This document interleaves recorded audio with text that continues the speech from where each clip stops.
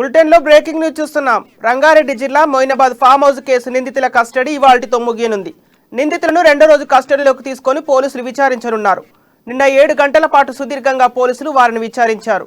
Custody తర్వాత ఇవాళ ముగ్గురు నిందితులను కోర్టులో హాజరుపరచనున్నారు. మరోవైపు ఇవాళ నిందితుల బెయిల్ పిటిషన్ను ఏసీబీ కోర్టు విచారణ జరపనుంది. మరి కాసేపట్లో నిందితులను చెంచల్గూడ జైలు నుంచి రాజేంద్రనగర్ పోలీస్ స్టేషన్ తరలించనున్నారు. ఇప్పటికే విచారణలో నిందితుల స్టేట్మెంట్ను పోలీసులు రికార్డు చేశారు. ఇవాల్టి విచారణ ఈ కేసులో మరింత కీలకం కానుంది.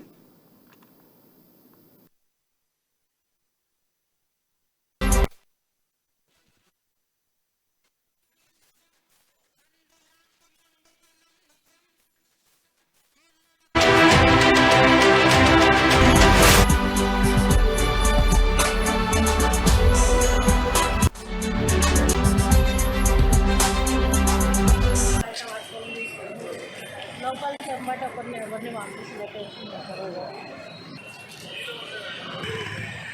ఆడికెళ్ళి బయలుదేరి సునీల్ అన్న తీసిండను.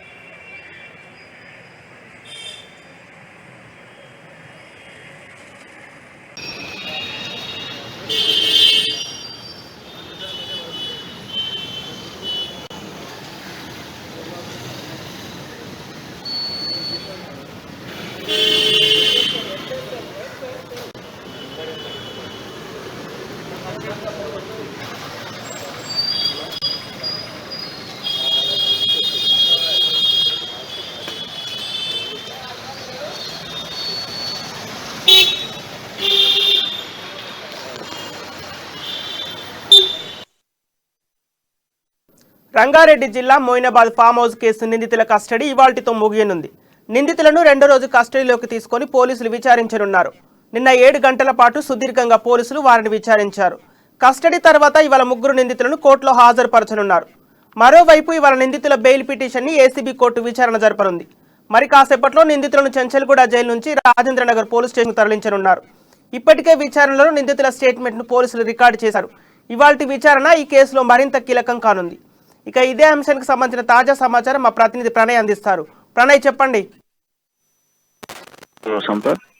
మొయినాబాద్ ఫామ్ హౌస్ కేసులో నిందితులకి సంబంధించినటువంటి కస్టడీ గడువు నేటితో ముగిసింది అని చెప్పుకోవాలి. నిందితులను దాదాపుగా కూడా రోజుల పాటు కస్టడీలోకి తీసుకున్నటువంటి రాజేంద్రనగర్ పోలీసులు దాదాపు నిన్న 7 గంటల పాటు సుదీర్ఘ విచారణ అయితే సాగించారని చెప్పుకోవాలి. కస్టడీ తర్వాత ముగ్గురు నిందితులకు సంబంధించి వాళ్ళ ముగ్గురు నిందితులను కూడా కోర్టులో హాజరుపరచనున్నారు. మరొక వైపు ఇవాళ నిందితులకు సంబంధించి మొబైల్ పిటిషన్ కి సంబంధించి ఏసీబీ కోర్టులో విచారణ జరపాలంటూ కూడా కోరుకోవడం జరిగింది. అయితే కాసేపట్లో నిందితులను చెంచల్గూడ జైలు నుంచి తరలిస్తారనే విషయం మనందరికీ తెలిసిందే. అయితే ఇప్పటికే రాజేంద్రనగర్ పోలీసులు చెంచల్గూడ జైలు నుంచి ముగ్గురు నిందితులని కూడా ఏదైతే రాజేంద్రనగర్ పోలీసులు తీసుకుని ఇక్కడ నుంచి నాంపల్లిలో ఉన్నటువంటి ఫోరెన్సిక్ ల్యాబ్ అయితే తరలించడం జరిగింది. అయితే నిన్న విచారణలో భాగంగా రామచంద్ర భరత్ ఎవరైతే ఉన్నారో రామచంద్ర భరత్ ని దాదాపుగా కూడా సుదీర్ఘంగా కూడా విచారించినట్టుగా తెలుస్తుంది. A1 గా రామచంద్ర భారతి ఉన్నాడు కనుక ఆయన సుదీర్ఘంగా ఆల్మోస్ట్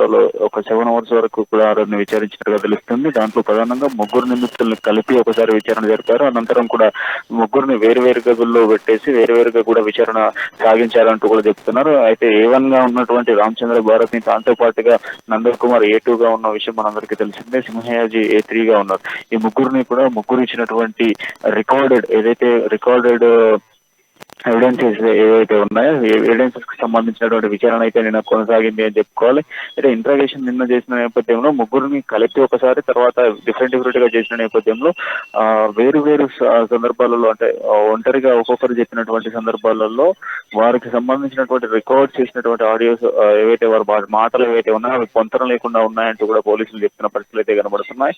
అయితే నేపథ్యంలోనే ఇప్పటికే రాజేంద్రనగర్ పోలీసులు వాళ్ళని చెంచల్గూడ జైలు నుంచి నాంపల్లిలో ఉన్నటువంటి ఫోరెన్సిక్ ల్యాబ్ కు తరలించారు. ఫోరెన్సిక్ ల్యాబ్ లో ప్రస్తుతం వారికి సంబంధించినటువంటి ఫామ్ హౌస్ లో ఫోన్ కాల్స్ ఏవైతే రికార్డ్ అయి ఉన్నాయో రికార్డింగ్స్ తో పాటుగా ఇప్పుడు వారి ఆడియో తీసుకొని రెండు మ్యాచ్ అవుతున్నాయా లేవా అన్నటువంటి పూర్తి డేటాతో పాటుగా వారికి సంబంధించినటువంటి వీడియోస్ ను సీఎం కేసీఆర్ బయటపెట్టినటువంటి విషయం మనందరికీ తెలుసు. ఇవన్నీ కూడా పోలీసులు ఈ రోజు కోర్టులో సబ్మిట్ చేయబోతున్నారని చెప్పుకోవాలి. అయితే కోర్టులో ఇప్పటికే బీజేపీకి సంబంధించిన నేతలు పిటిషన్ దాఖలు చేస్తున్నారు, విచారణ జరపకూడదు, ఢిల్లీకి అప్పగించాలంటూ కూడా పెద్ద ఎత్తున కోరుతున్న నేపథ్యంలోనే ఇప్పటికే దీనికి సంబంధించిన విచారణ చేసేందుకు పోలీసులు ఇంటర్నల్ సర్వేస్ కూడా చేస్తున్నారు. ఇంటర్నల్ గా కూడా దీనికి సంబంధించి పెద్ద ఎత్తున ఒక ఇంట్రాగేషన్ చేస్తున్న పరిస్థితి అయితే కనబడుతున్నాయి. గ్రౌండ్ రిపోర్ట్ కూడా తీసుకునే ప్రయత్నం చేస్తున్నారు. మొహినాబాద్ ఫామ్ హౌస్ లో ఈ 100 కోట్ల కొనుగోలుకు సంబంధించిన విషయంలో 100 కోట్లు ఎక్కడి నుంచి వచ్చాయి, దాంతో పాటు ఒక్కొక్క ఎమ్మెల్యేకు 100 కోట్లు చొప్పున మీకు డబ్బులు ఎవరు ఇచ్చారు, దాంతో పాటుగా ఈ ఎమ్మెల్యేల కొనుగోలుకు సంబంధించినటువంటి అంశాల్లో ఎవరు దాగున్నారు అన్నటువంటి అంతర్యం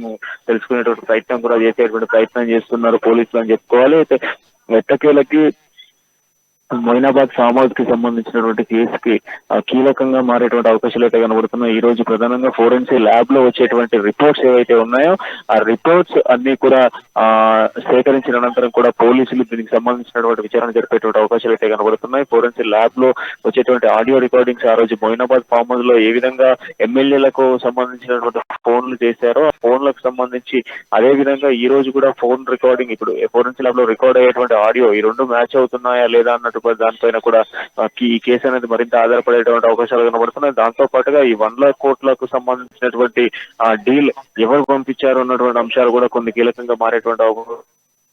నిందితులను మరొక 2 రోజుల పాటు కూడా విచారణకు తీసుకునేటువంటి అవకాశాలు కూడా ఉన్నాయంటూ కూడా చెప్తున్నారు. ఎందుకంటే నిన్న వాళ్ళు చెప్పినటువంటి 7 గంటల విచారణలో దాదాపు 2 రోజుల పాటు సాగినటువంటి విచారణలో 7 గంటల విచారణలో ముగ్గురికి సంబంధించి పొంతన లేని మాటలు చెప్పడంతో పాటుగా పొంతన లేకుండా కొన్ని మాటలు మాట్లాడుతున్నారు అన్నటువంటి మాటలు కూడా రాజేంద్ర నగర్ పోలీసులు చెప్తున్నారు.